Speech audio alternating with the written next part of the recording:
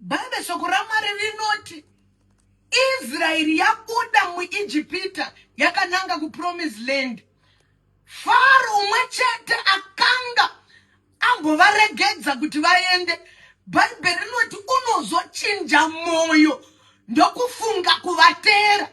Ukaverenga Soldiers chapter number 14 kubva verse number 9, verse number 10, verse number 11, unonzwa Bible richiti vaIsraeri vanosimudza meso ndokuona Faro nemachinda ake vachitera. Bible rinoti vanotanga kupopotera Moses. Vakati kuIjipita kwakanga kusina makuva here, kwakanga kusina zvokudya here zvawakatidhisa ikoko.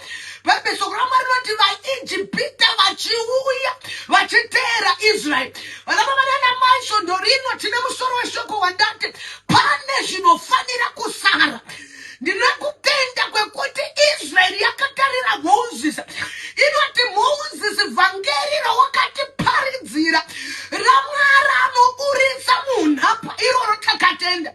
Vhangeri rawakatiparidzira ramwari anodzikinura kubva muutapa. Aiwa iroro takatenda. Asi vhangeri rekuteerwa tichinga tatenda kuna Mwari iri hatina kurinzwisisa iri Moses. Vhangeri rekuti wagamuchira Jesu wapinda mukereke. Vhangeri rekuti urimo zvikwambo zvinotera, zvidhoma zvinotera, satanism inotera. Iza inoti iri vhangeri rekuterwa hatina kutenda Mwari. Pane zvinofanira kusara. It's a call to prayer. Please come early. Nasu kulanji hour. Vangeri rekuterwa inida kagamuchira Jesu.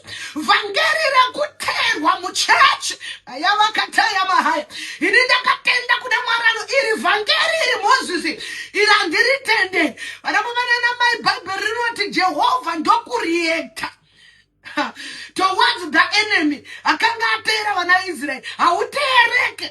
Wakati Jesu pinda moyo wangu muve ishe zviro kwazvo ndishe muupenyu hwako. Kuna zvakakutera zvatiri kuti zvinofanira kusara. Kuna zvakanamirana newe zvatiri kuti zvinofanira kusara. It's a call to pray. Today 1 p.m. sharp to 2 p.m. Parkinson House, 3rd floor. Then mangwana. Please tell a friend to tell a friend. Hakuna chimwe charakatumwa. Rakatumwa kuzoti nyika inamate. #tikasanamata tinofa. See you. God bless you.